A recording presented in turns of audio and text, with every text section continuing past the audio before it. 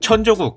단어의 뜻은 국방 예산이 천조 원인 나라로 이 역시 다들 아시다시피 단 한국과 미국을 뜻하는 말입니다. 원래는 숫자 천조가 아닌 하늘이 왕조라는 뜻이 천조로 쓰였다는 말이 있습니다만 어찌됐든 현재는 다들 숫자 천조의 의미로 사용을 하고 있죠. 물론 이 단어가 한창 사용되던 2010년대 미 국방 예산은 평균적으로 약 800조 원 정도로 단어의 실제 뜻과는 거리가 좀 있긴 하지만 뭐 국방 예산에만 그만큼의 투자가 가능할 정도의 개쩌는 나라라는 의미겠죠. 근데 올해 예산 보니까 곧 찍겠던데. 근데 이렇게 국방에 대해선 돈을 아끼지 않는 미국이지만 한 가지 특이한 점이 있는데 대통령 경호를 경찰이 전담하고 있지 않다는 겁니다. 대체로 경찰이 경호를 전담하고 있는 다른 국가들과는 달리 미국은 시크릿 서비스라는 기관이 경호를 전담하고 있습니다. 대통령 직속 경호팀이면 더 좋은 건데 또 개소리 한다 저거. 이 시크릿 서비스라는 조직 대통령 직속 기관이 아닙니다. 미 국토안보부의 산하기관이에요. 게다가 시크릿 서비스의 본업도 따로 있습니다. 즉 대통령 경호라는 중대한 임무를 어찌 보면 한 단계 낮은 기관에서 그것도 겸업으로 띄고 있다는 뜻이 되겠죠. 오늘 자세히 알아볼 내용도 바로 왜 이렇게 되어 있는가에 관한 겁니다.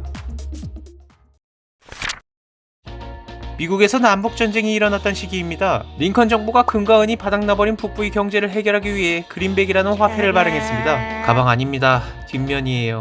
이것 때문에 10분 헤맸어. 이 화폐는 남북전쟁 중에는 금이 대체제로서의 역할을 톡톡히 수행하여 북부의 전쟁 승리에 적지 않은 기여를 한 것으로 평가를 받지만 한편으로는 범인이 사용하는 거짓말 탐지기 마냥 요동치는 화폐 가치와 엄청나게 늘어난 위조 지폐로 인해 물가가 하늘로 승천해버리신 적지 않은 단점도 가지고 있었습니다. 아이스크림 내가 안 먹었다고. 아따 씨.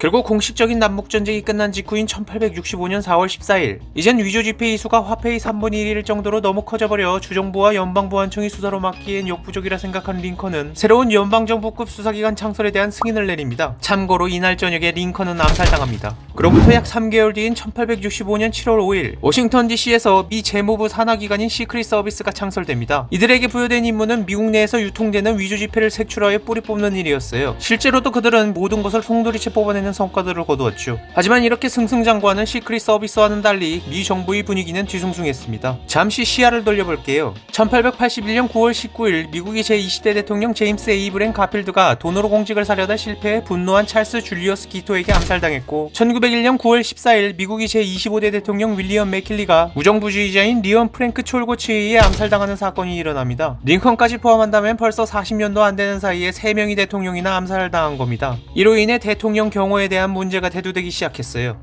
아니 이게 뭔 난리야 대체. 님 네? 지금 시국이 시국인지라 잠깐 대통령 보호 좀 해줘요. 잠깐만 수고 좀 해줘요. 예? 뭐 그러도록 하죠.